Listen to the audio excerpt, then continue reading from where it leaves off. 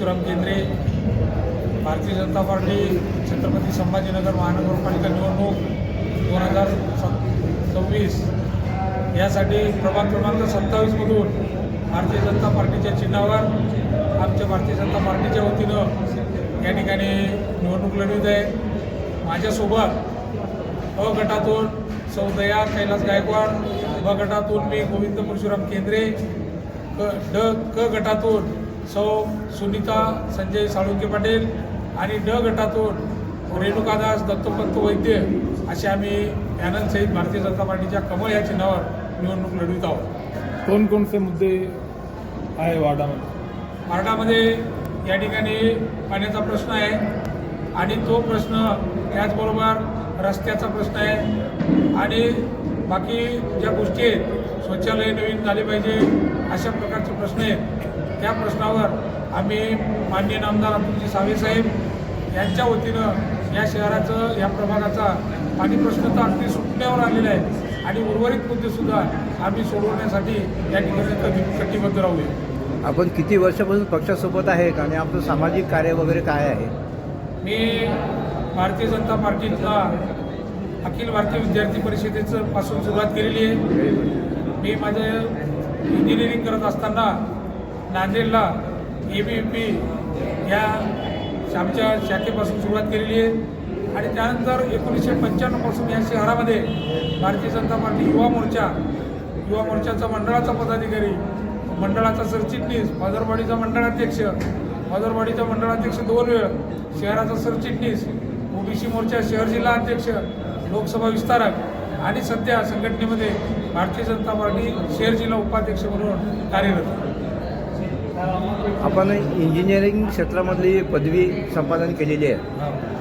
कुठं जॉब वगैरे केलेला आहे का आणि आज सेवानिवृत्त आहात का? हे माझं शिक्षण नांदेड येथील शासकीय अभियांत्रिकी, शासकीय तंत्रनिकेतन नांदेड या ठिकाणाहून झालं. त्यानंतर औद्योगिक क्षेत्रामध्ये नाशिकला काही दिवस काम केलं आणि नंतर छत्रपती संभाजीनगर शहरात मी MIDCला बरेच काम केलं आणि त्यानंतर या ठिकाणी एका कॉलेजला मी शिकवतो आणि त्यानंतर मी भारतीय जनता पार्टीला 1995 पासून या ठिकाणी सक्रिय आणि कार्यरत आहे. आपण ज्या भागातून निवडणूक लढवत आहेत तो भाग नवीन औरंगाबाद छत्रपती संभाजीनगरचा भाग म्हणून ओळखला जातो.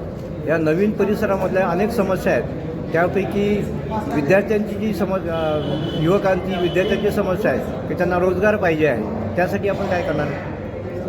युवकांना रोजगार पाहिजे या विषयावर आपलं जे प्रश्न आहे, काल परवा माननीय महाराष्ट्राचे मुख्यमंत्री देवेंद्र फडणवीस साहेबांनी अगदी टॉक शोच्या माध्यमातून शहरातील 29 प्रभागामध्ये संवाद साधला, नागरिकांशी संवाद साधला आणि त्यामध्ये छत्रपती संभाजीनगर भविष्यात कसं असेल याविषयी आपल्याला या ठिकाणी सांगितलं. वेगवेगळ्या प्रकारची गुंतवणूक या ठिकाणी केलेली आहे.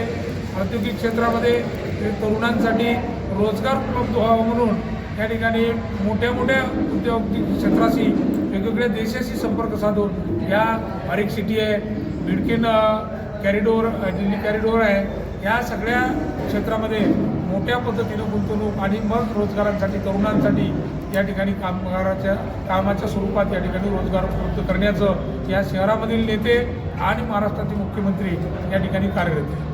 महिलांसाठी काय उपक्रम करणार? महिलांसाठी या ठिकाणी महिलांसाठी खूप चांगले उपक्रम आहेत आणि शासनाच्या ज्या योजना आहेत, आता लाडकी बहीण आहे, महाराष्ट्राचे मुख्यमंत्री लाडकी बहीण नाही तर आता लखपती दिदी करण्याकडे महाराष्ट्राच्या मुख्यमंत्रीचा कल आहे.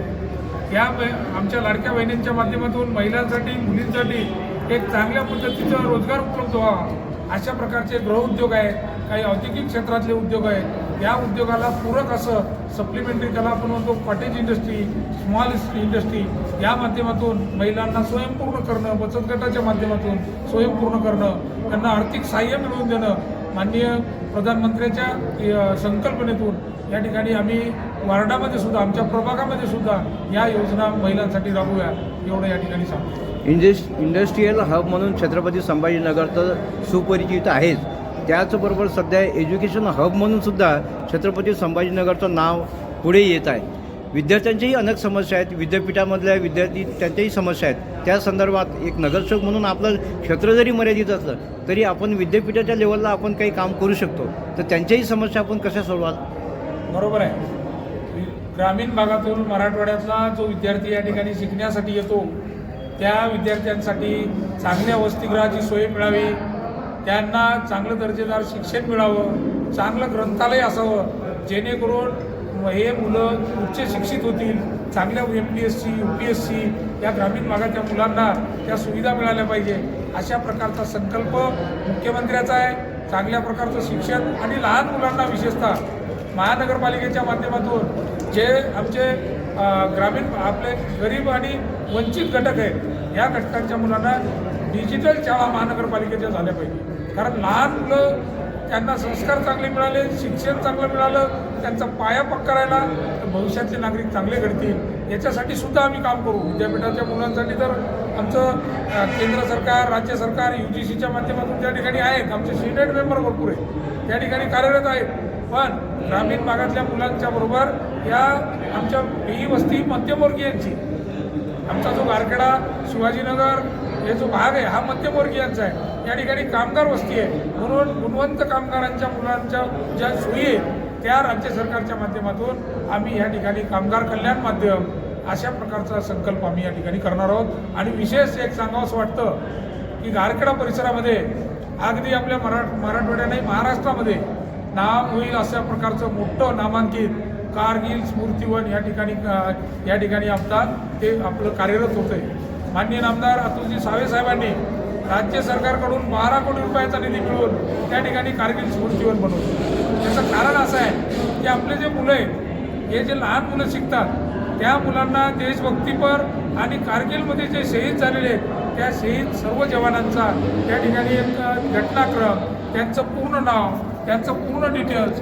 त्याचबरोबर भारतीय सैनिकांचे जे युद्ध झालेले त्या युद्धांची क्लिप म्हणजे एक MP थिएटर अशा प्रकारचा संकल्प त्या ठिकाणी सावेसाहेबांच्या माध्यमातून आहे. काम प्रगतीपथावर आहे. त्या ठिकाणी आता तुम्ही आता जर जाऊन बघलं तर रणगाडे आलेले, जहाजं येणार आहेत, एक विमान येणार आहे आणि हे सर्व शालेय विद्यार्थ्यांना एक आवडीचा विषय म्हणून मागील 10 वर्षापासून आम्ही 26 जुलैला कारगिल दिवस हे सगळे शाळेचे मुलं बोलून त्या ठिकाणी आम्ही कारगिल दिवस खूप मोठ्या पद्धतीने साजरा करतो.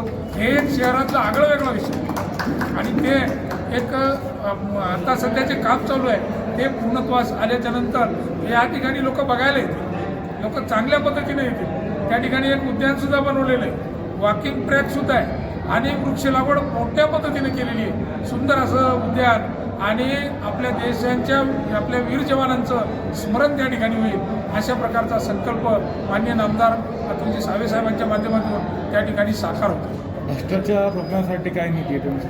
भ्रष्टाचार रोखण्यासाठी काय नीती आहे? भ्रष्टाचार रोखण्यासाठी काय नीती आहे? भ्रष्टाचार रोखण्यासाठी मोदी साहेबांनी ऑनलाईन सगळं केलेलं आहे. पूर्वी पैसा हा काय येत होता आणि आता कसा लोकांच्या आता खात्यावर येतो.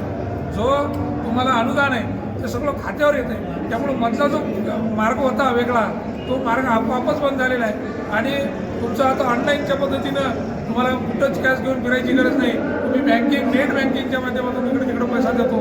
त्यामुळे या गोष्टीला खूप आळा बसलेला आहे आणि तो भविष्यात सुद्धा ज्या ठिकाणी असेल त्या ठिकाणी आम्ही तो निदर्शनास आणू आणि बंद करू. साहेब, आपण विद्यार्थी दशेपासून अखिल भारतीय विद्यार्थी परिषदेच्या माध्यमातून आपण भाजपाशी जोडले गेलेले आहे आणि आपलं कामसुद्धा अतिशय मोठ्या प्रमाणामध्ये आहे. आपण उच्च विभूषित आहात, त्यामुळे आपण आता आपल्या मतदारांना काय आवाहन करणार आहे? हे सर्व मतदारांना, छत्रपती संभाजीनगर मधील सर्व मतदारांना, त्याचबरोबर प्रभाग क्रमांक 27 मधील माझ्या माता भगिनींना, मतदार बंधू भगिनींना मी विनंती करेन की या देश बदलतोय, जगामध्ये एक महाशक्ती म्हणून उभा होतोय. मग प्रधानमंत्री अहोरात्र झटतात, त्याच पद्धतीनं राज्याचे मुख्यमंत्री देवेंद्र फडणवीस साहेब अहोरात्र झटतात. त्याच पद्धतीनं या शहरामध्ये आपल्या मराठवाड्यासाठी, आपल्या भागासाठी, शहरासाठी माननीय आमदार अतुलजी सावे साहेब मोठ्या प्रमाणात काम करतात. भारतीय जनता पार्टी एक संकल्प, एक विचार, भारतीय जनता पार्टीचं एक वाक्य आहे, प्रथम राष्ट्र, नंतर पार्टी आणि शेवटी मी. त्या पद्धतीने या शहराचा खूप मोठा विकास झाला पाहिजे औद्योगिकदृष्ट्या, पर्यटनात्मक, कारण खूप मोठं पर्यटनाचं क्षेत्र आहे, जागतिक दर्जाचे या ठिकाणी काही खूप मोठे पर्यटनाचे क्षेत्र आहे. डॉक्टर बाबासाहेब आंबेडकरांनी बनवलेलं विद्यापीठ आहे. अशा खूप म्हणजे अगदी या ठिकाणी सांगता येईल अशा प्रकारचं अयोध्येचं राम जन्मभूमीमध्ये मान्य कैलासवासी खासदार धर्मवीर मोरेश्वर साहेबांनी सहभाग घेतलेला आहे. त्याची आपली देशाच्या पातळीवर नोंद आहे. आणि म्हणून भारतीय जनता पार्टीच्या माध्यमातून आपलं शहरसुद्धा देशाच्या राज्याच्या बरोबर बदललं पाहिजे, आपल्या सर्वांचा विकास झाला पाहिजे. यासाठी मी आवाहन करेल नागरिकांना की सुसंस्कृत, सुशिक्षित अशा आमच्या या सर्व उमेदवारांना, विशेष म्हणजे तुम्हाला सांगतो या प्रभागामधील आमचे जे उमेदवार आहेत, मुख्याध्यापक आहेत दयाताई गायकवाड, दुसरा मी शिक्षण क्षेत्रामध्येच काम करतोय, मी इंजिनियरसुद्धा आहे. माझा तिसरा उमेदवार डॉक्टर आहे, वैद्यकीय क्षेत्रात काम करतात सौ सुनीताताई साळुंके. त्याचबरोबर राजू वैद्य हे सुद्धा इंजिनियर आहे, अभियंता आहेत आणि त्यांचा 3 वर्षाचा अनुभव आहे. गायकवाडांचा 3 वर्षाचा अनुभव आहे. माझी मिसेस याच्या अगोदर 5 वर्ष नगरसेविका होती आणि आमच्या सुनीताताई साळुंके वैद्यकीय क्षेत्रात खूप चांगलं काम करतात. अशा ध्येयानं विशिष्ट प्रकारच्या प्रेरित झालेल्या आमच्या सर्व उमेदवारांना आणि शहरातील सर्व भारतीय जनता पार्टीच्या कमळ या चिन्हावर आपण मतदान करावं आणि चांगलं या शहराला घडवण्यासाठी आमचे हात आपले बळकट करण्यासाठी भारतीय जनता पार्टीचे आम्हाला सहकार्य करावं अशा प्रकारचं आवाहन करतो. धन्यवाद.